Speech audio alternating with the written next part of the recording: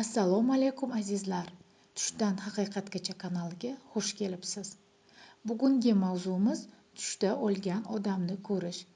Bu tush nima demoqchi? Nimaga insonning qalbi bunday tasvirlarni ko'radi? Birinchidan shuni tushunish kerakki, o'lik odamni tushda ko'rish har doim ham yomon alomat emas. Balki u kishi siz bilan gaplashmoqchi, sizni ogohlantirmoqchi yoki yordam so'ramoqchi bo'lishi mumkin. Mashhur ta'birlardan ba'zilarini keltiramiz. Agar o'lgan kishi kulib turgan bo'lsa, bu siz uchun xursandchilik, yaxshi xabar yoki duolaringiz qabul bo'lganidan darak. Agar u kishi jiddiy yoki norozi bo'lsa, bu sizdan ibratli ishlar qilishingizni, duo qilishingizni yoki hatto savobli amallar qilishni so'rayotgan bo'lishi mumkin. Siz bilan gaplashsa, har bir gapga e'tibor bering. Ba'zan ular ramziy ma'noda ham muhim xabar beradi.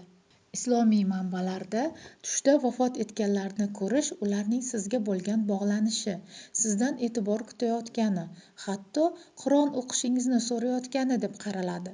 Ba'zi holatlarda esa bu faqatgina sizning xotiralaringiz yoki ruhiy holatingizning aksidir. Ota-onangizni, yaqinlaringizni sog'ingan paytda ular tushingizga kirishi tabiiy hol.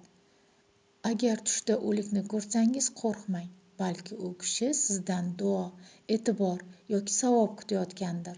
Hamisha yaxshi niyatda bo'ling, Qur'on o'qing va tushlarni har doim ruhiy hayotingiz bilan bog'lab ko'ring. Agar sizda ham shunday tushlar bo'lgan bo'lsa, izohda yozib qoldiring. Kelgusi videolarda birgalikda tahlil qilamiz. Kanalga obuna bo'ling, layk bosing va tushdan haqiqatgacha safarida biz bilan birga bo'ling.